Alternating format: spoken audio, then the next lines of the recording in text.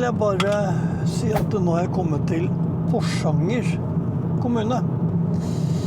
Jeg er på vei ned, altså nå er jeg på sånn fjellrygg. Det er 6 mil til Lakselv. Så dit har jeg bestemt meg for å komme i dag. Her er det bare skog. Ikke skog engang. Det er bare småbusker. Ja, nå må jeg ta og rette meg selv litt igjen. For en stund siden så klarte jeg å si at Lakselv er et knutepunkt, sånn som Tana bru. Det er delvis riktig. Men Tana bru, der går jo alt innom. Men Lakselv, der er det E6-en som går tvert igjennom. Så hvis du skal fra Alta og til Karasjok, Kautokeino, Kirkenes, da må du gjennom her. Og likedan hvis du skal til Mehamn. Og skal du fra Mehamn, Kjøllefjord, Lebesby og til Hammerfest eller Alta, da må du også gjennom Lakselv. Men for de som skal til Nordkapp fra Alta, altså kommer E6 oppover, dem slipper å kjøre innom Lakselv. Fordi da kommer E6-en ut ved Olderfjord, er det vel det heter. Og da bare svinger du til høyre og kjører opp til Nordkapp. Så bare der mister jo Lakselv veldig mye. Så delvis knutepunkt, ja. Og dette her er jo sentrum av Lakselv. Med en matbutikk, frisør og et kjøpesenter med noe kubus og et eller annet rart. Så det er vel egentlig å si om Lakselv. Porsanger kommune, Finnmark fylke, grunnlagt 1838. Administrasjonssenter er Lakselv. Innbyggernavn har vi 2.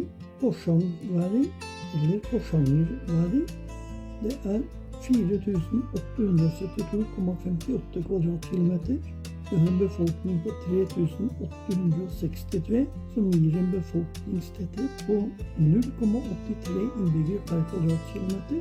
Det er 1875 husholdninger i denne kommunen. Her har vi Porsangerfjorden. Jeg får bare håpe at ikke høyvannet kommer sånn med en gang. Skal vi se nå. Hvis jeg starter den retningen der, vi står der nå, så er det inn mot Lakselv. Og der borte, der går jo E6-en oppover til Nordkapp, Honningsvåg, Havøysund.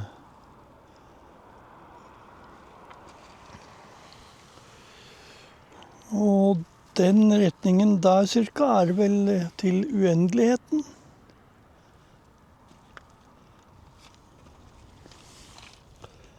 Og den retningen der, på den siden, da baka for den åsryggen her da, der går jo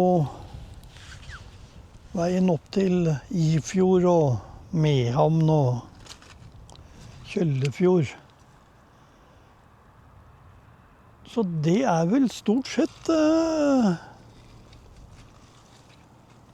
hele alt dette her. Porsangerfjorden. Så er det bare å prøve å komme seg tilbake. For her jeg går nå, her det vann når høyvannet kommer. Så, men det ikke noe krise. Det ikke krise i hele tatt.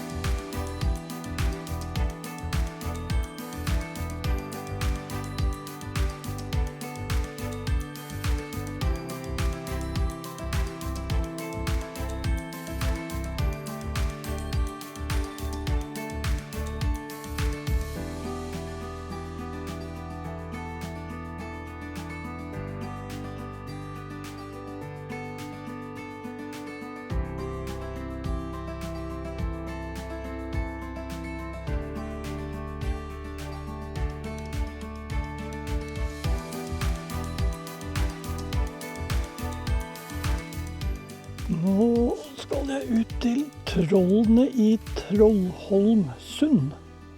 Veien ut hit, den var jo de 4 kilometer, 4-5 kilometer ut hit. Jeg skal tilbake. Det gleder jeg meg i hvert fall ikke til. Men da det 1 kilometer gange, og det går fint. Dette her ligger på veien fra Lakselv og mot Oldrefjord. Det står skilta ned til høyre på E6-en. Da det bare å fortsette. Her var det jo faktisk veldig grønt.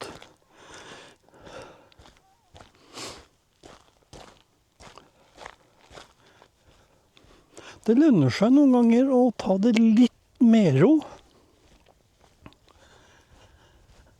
Og ikke bare haste fra A til B, som jeg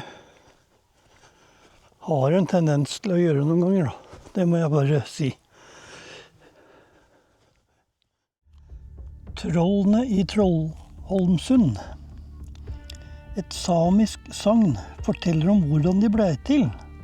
En flokk med troll var på vei over Finnmarksvidda. De bar mellom seg en stor kiste full av sølv. Ved Igeldas kom de ned til Porsangerfjorden. De var blitt veldig tørste etter en lang vandring. Trollene tok et langt strå, og med det sugde de vann opp av jorden. Fra da av har vannet hatt sitt oppkomme i Hulkilden. Trollene fortsatte sin vandring utover fjorden, og folk likte ikke dette. Så de fulgte etter trollene med båt og skjøt med kanoner etter dem. Ved Baddefjordbunn Jirga, beklager uttrykket, det var samisk, i Kolvik.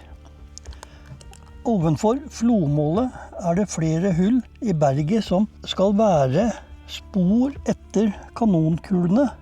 Senere har stedet fått navnet Rallegarbåti. Beklager uttrykket. Der måtte trollene legge igjen kista, fylt med sølv. Denne kista har blitt til stein og kalles gubbenes kiste av stedets befolkning. Kista kan man ses ovenfor flomålet. Da trollene kom til Trollholmsund, var det Flosjø, og de visste ikke hvordan de skulle komme seg over Porsangerfjorden. Dette var for lenge å vente til at det ble fjær sjø, slik at de kunne vade over fjorden.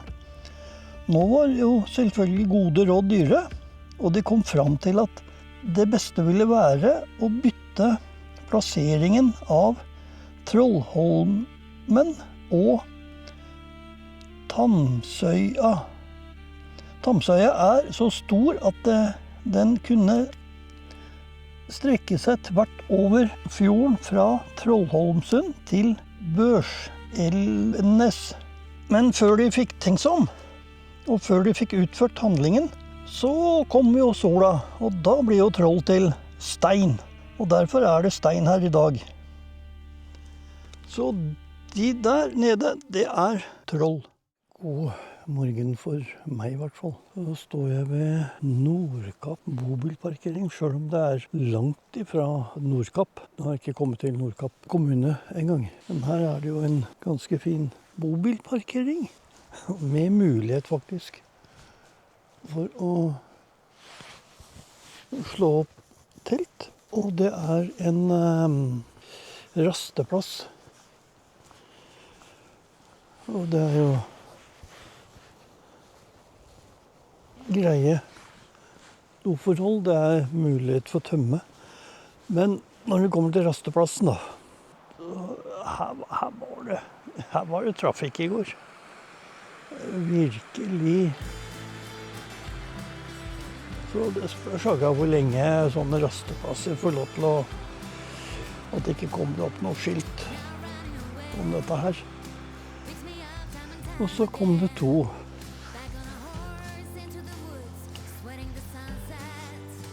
sånne minibusser nærmest. Jeg vil ikke akkurat si hvilket land den var fra. Den kunne ha parkert litt nærmere hverandre. Og plutselig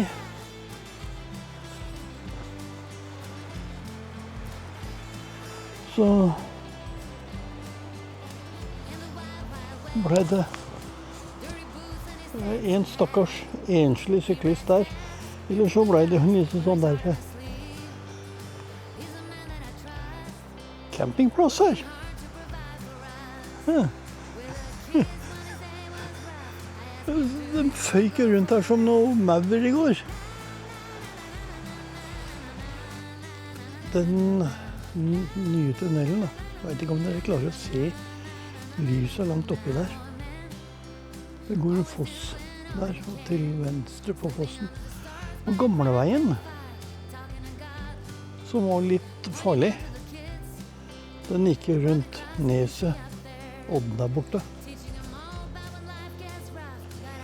Så fra Statens vegvesen ønsket om å bygge tunnelen